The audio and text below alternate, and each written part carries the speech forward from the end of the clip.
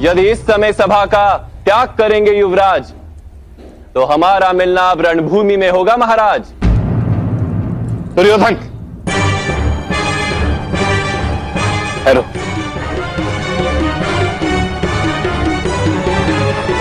वासुदेव, दंड की बात करके आपने शांति प्रस्ताव को स्वीकार करने योग्य रखा ही नहीं। कोई भी योद्धा दंड किस प्रकार स्वीकार करेगा? और कौन सा योद्धा अपने ही परिवार की स्त्री को निर्वस्त्र करने की चेष्टा करता है पूरी सभा में महाराज?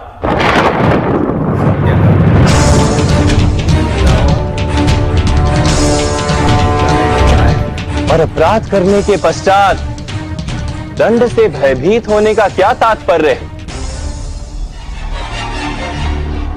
किंतु फिर भी मैं वचन देता, द्रुपद कन्या के चरण स्पर्श कर क्षमा मांग ली जाए तो पांडव उसे भी दंड मान लेंगे।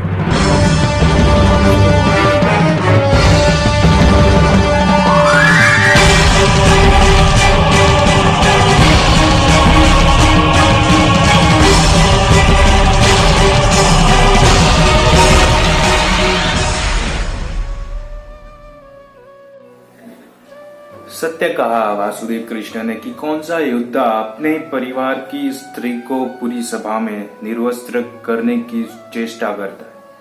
आप योद्धा कहने के लायक ही नहीं। आप अपने पुत्र को योद्धा कह रहे हो, दुर्योधन को योद्धा कह रहे हो। क्या वो सच में योद्धा है? योद्धा क्या ऐसा करते हैं?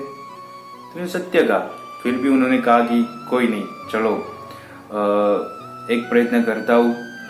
अगर आपका पुत्र यानी कि दुर्योधन द्रौपदी के चरण स्पर्श करके माफी मांग ले तो भी पांडव उसको सजा मानेंगे और माफ कर देंगे और युद्ध नहीं होगा। लेकिन दुर्योधन को वो भी नहीं करना।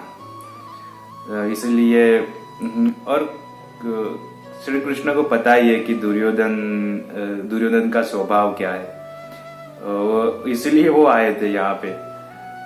वो ऐसे शांति दूत बन के आए थे, लेकिन उनको सब पता था कि दुर्योधन कभी मानेगा ही नहीं और ये युद्ध होकर ही रहेगा।